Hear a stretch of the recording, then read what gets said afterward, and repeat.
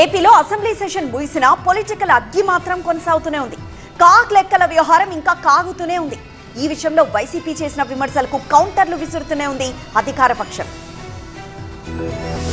AP అప్పులు ఆర్థిక పరిస్థితిపై కాగ్ రిపోర్ట్ రాష్ట్ర రాజకీయాల్లో కాకపుట్టిస్తోంది.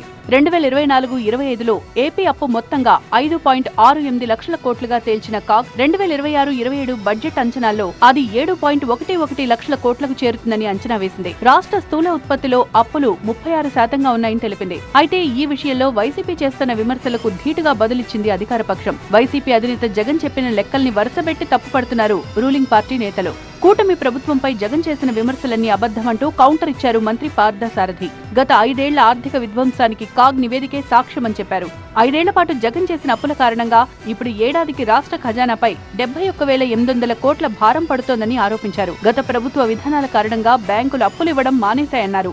వడ్డీలు చెల్లించడానికి మళ్లీ అప్పులు చేస్తున్నామన్నారు.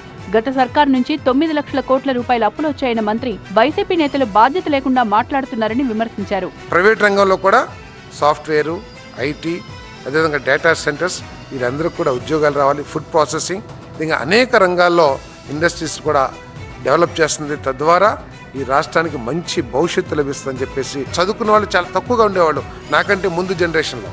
కానీ ఈరోజు ప్రతి ఇంట్లో ఒక ఇంజనీర్, ఎస్సీ కానివ్వండి, బీసీ కానివ్వండి, మైనార్టీ కానివ్వండి, ఎస్టీ కానివ్వండి, ప్రతి ఇంట్లో కూడా ఒక ఇంజనీరో ఒక గ్రాడ్యుయేటో ఉంటున్నారు.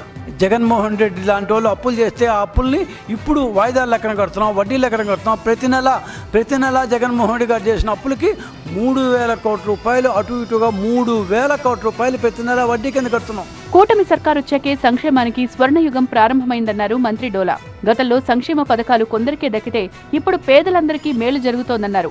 వైసీపీ హయాంలో 85% హామీలు అమలు చేయలేదన్న మంత్రి ఏడాదిన్నరలోనే తమ ప్రభుత్వం 90% హామీలు అమలు చేశామని చెప్పారు. కంటిన్యూస్ గా కాగుతున్న కాగ్ లెక్కల అంశంపై అధికార పక్షానికి వైసీపీ రియాక్షన్ ఎలా ఉంటుందో, ఇది మున్ముందు మరింతగా మంటలు పుట్టిస్తుందో చూడాలి.